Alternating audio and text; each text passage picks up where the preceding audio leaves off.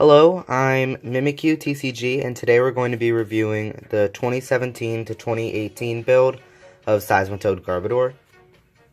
This is actually going to be the deck I'm running at Fort Wayne Regionals, so yeah.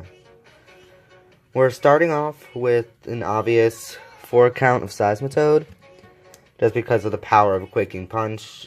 Locking your opponent out of items is really good in this format. And the fact that Forest of Giant Plants is now banned makes Seismitoad an even stronger deck, because decks like Decidueye, Vileplume, and Lurantis Vileplume, which hit Seismitoad for weakness, are now gone. Now for the part where we look at the variant we're playing, we're going to be playing a 2-2 line of Trubbish Garbodor, just to completely remove all abilities from the field, and just add on to the disruption of not being able to play items. They also can't play support Pokemon like Shaymin or Tapu Lele. And speaking of that, our support line is 2 Shaymin, I'm sorry for the glare, 2 Shaymin and 1 Lele. We're playing this count because Shaymin is just really too good for setup to not play 2. And the Lele for turn 1 supporters like Ghetsis is really good, so yeah. Now onto our supporter line. We're going to be playing 4 Sycamore, obviously just because that's what you want to do. Speaking that we have VS Seeker in the expanded format, Professor Sycamore is just, it's too good not to play. We're playing a 2 copy of N, just because it's good for being able to shuffle your hand and getting card refresh, also disrupting your opponent, say if they have 1 prize card left. Playing 1 copy of Guzma.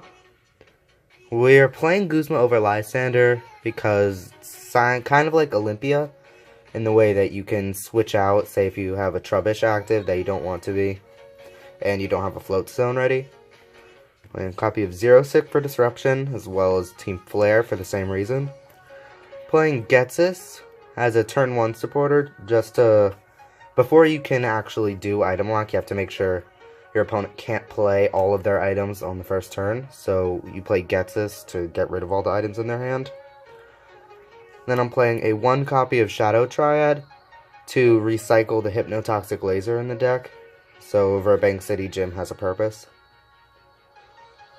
Playing 4 Ultra Balls, just because that's standard. 4 VS Seekers for the same reason. I'm going to be playing 4 Hypnotoxic Lasers to add damage, because damage is something that usually is fairly lacking in the Seismitoad deck, and Hypnotoxic Laser, in combination with Virbank City Gym, helps you add it on really well. I'm going to be playing 4 Crushing Hammer to disrupt your opponent's energy, and then 1 Enhanced Hammer for the same reason. I'm going to be playing 3 Super Scoop Up to completely heal your Seismitoads. Say if they have 160 damage on them, you can play a Super Scoop Up and completely refresh into a new Seismitoad. 1 Super Rod to get back your water energy, and just say you lose both your Trubbishes because of a bad Sycamore, you can just Super Rod them back in. Playing 1 Field Blower. It's basically the better version of Tool Scrapper, so yeah. Now for our tool card line, playing 3 Floatstone for Garbodor with the Garbotoxin ability. Floatstone is the best tool card to use with it, so yeah. Playing 2 Fighting Fury Belt to add health and damage to Seismitoad so it doesn't get 1-hit KO'd as much. Then as our ace spec for the deck, I'm playing Rock Guard. For the 60 damage for attacking your Seismitoad's really good for adding on damage. Yeah. Our stadium, we're playing 3 Virbank City Gym to add poison damage and then add 30 damage in between turns.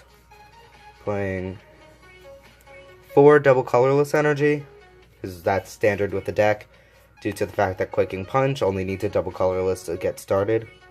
And then 3 water energy because Grenade Hammer is very good to use at the end of the game when all of your opponent's Pokemon already have some damage on them. And that concludes it. Thank you for watching.